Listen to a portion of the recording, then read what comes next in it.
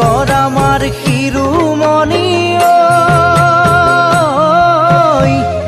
Madhav গণৰ Moni